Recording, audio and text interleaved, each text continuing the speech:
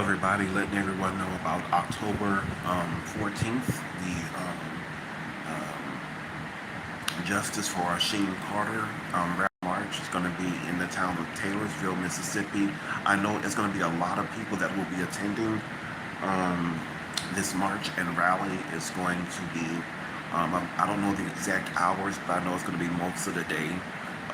Everyone is going to be out of there by dark. You don't want to be caught in these little small Mississippi towns after dark. That's definitely not going to happen. So we're going to be out there throughout the afternoon in the town of Taylorsville, Mississippi, fighting for justice, standing up for justice on concerning the case, concerning the situation of Rasheem Carter. Of course, as you all know, he was the young black brother um, who was killed back, I believe, last year. And in the town of Taylorsville, they found him in the woods, body dismembered and everything. So we are going, for those of us that are going, and prayerfully I will be going for God to open up that door for me. We'll be speaking out on this particular injustice concerning the case of Rasheem Carter. This is truly was a heartbreaking situation. This was beyond what anyone could have imagined. Um, the police department. We're holding the police department accountable, and also the police chief. And also, there's still unleft answers, and questions of what really happened to Rasheem Carter.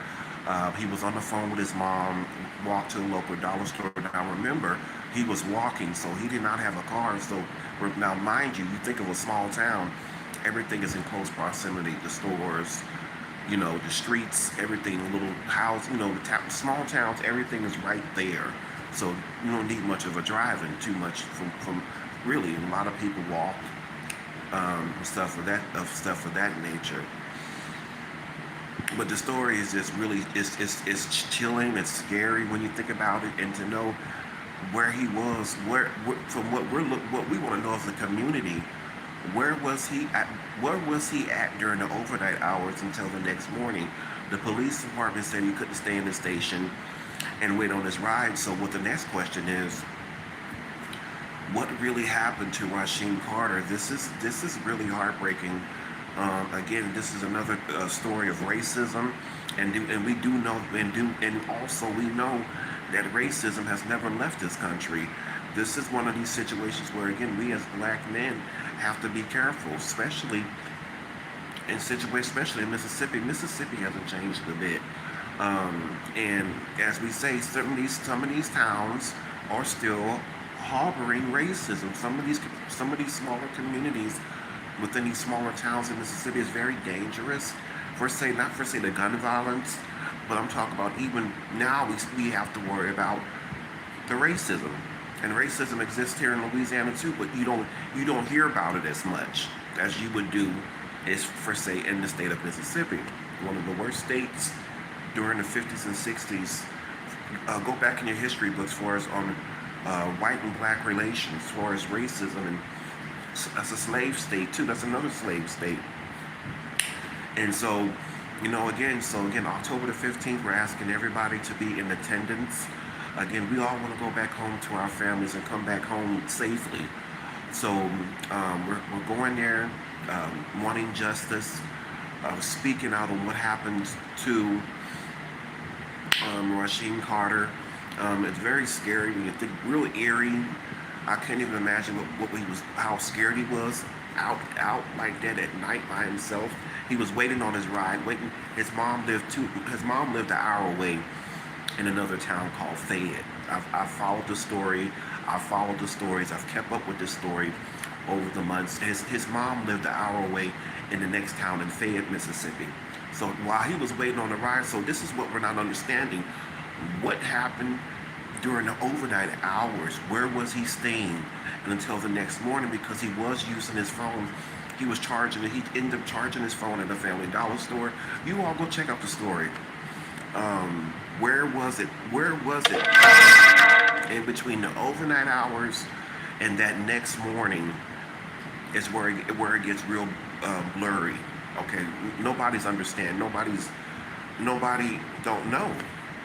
So again, he charges his phone at the little local dollar store next by the police station, and after that is a blur. After that is a blur. A lot of us don't know.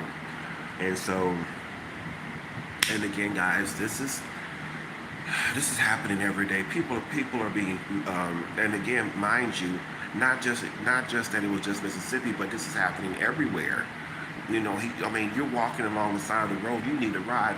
Ain't nobody finna walk 2 and 3 miles up a highway, up a country road.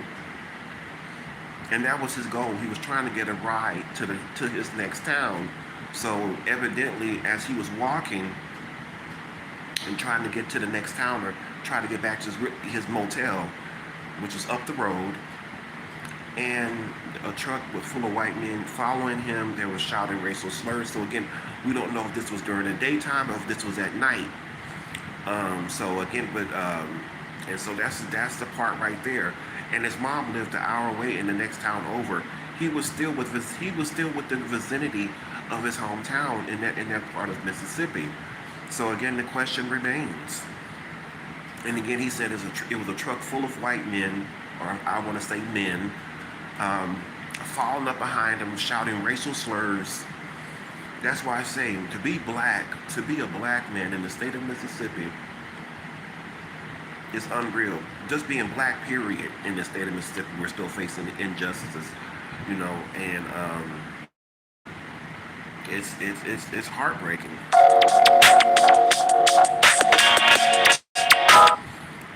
It's heartbreaking. So this is what we're dealing with still in America, 2020. This, of course, it's been 60 years since the Civil Rights Bill, over 50 years or more since the Civil Rights Bill Act was passed. So again, we're still dealing, even now, in this future, 2023, we're still dealing with racism that left this country. It's been here existing for years. So people, it's never left this country. It's still here, and so yeah, y'all. So let's remember justice for Rasheem Carter. And it's going to take a while, but we're going to get justice for this brother. And it's not about we happen to know these people. This is unfortunately, again, these are the times we're living in, and everyone got to be safe out there. And I know, for as me, I'm very aware of my surroundings. I'm always looking around. If I'm walking by myself, even during the daytime, if I'm walking in town, I'm very observant of my surroundings. We have to be, and yeah, because I want to make it back home safely. So I'm always observant people, places, location where I'm at. So yeah, so we have to be. I mean, we can't.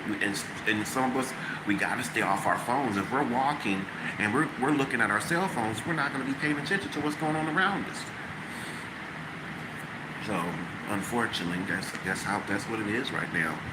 And again, guys, so again, y'all be safe out there. Have an amazing day. Happy Monday. I know a lot of people don't like Monday because it's the beginning of a new week.